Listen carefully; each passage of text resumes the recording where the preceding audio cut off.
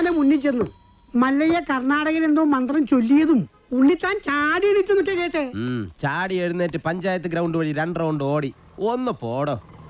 കൂടി വന്നാൽ മല്ലയ്യ ദശമൂലം ദാമൂന്ന് പറഞ്ഞു കാണും. ഉണ്ണിത്താൻ അത് കേട്ടൊന്ന് ഞെട്ടിയും കാണും. ഇപ്പൊ അതൊന്നുമല്ല പ്രശ്നം.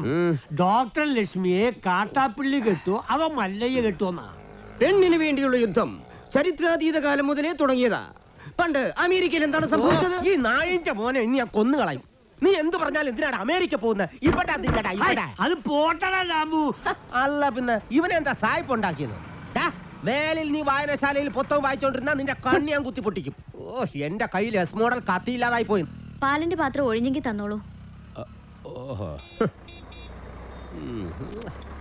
നീ മല്ലയ്യയുടെ വീട്ടിൽ കയറി താമസിച്ചിട്ടും മല്ലയ്യയുടെ മനസ്സിൽ കയറി താമസിച്ചത് ആ ഡോക്ടർ പെണ്ണായി പോയല്ലോ ഗൗരി.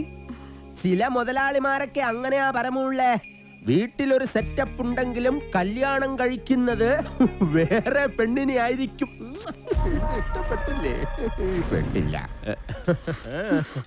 മാപ്പൊന്നും പറയണ്ട, പൊക്കോ. വൃത്തിയായിട്ടവനെ ഉമ്മ വെച്ച് കളിക്കുന്ന ചെവിയും കെട്ടൂടാ കണ്ണും കണ്ടൂടാ. ശിവനെ, ഇത് യാത് ജില്ല.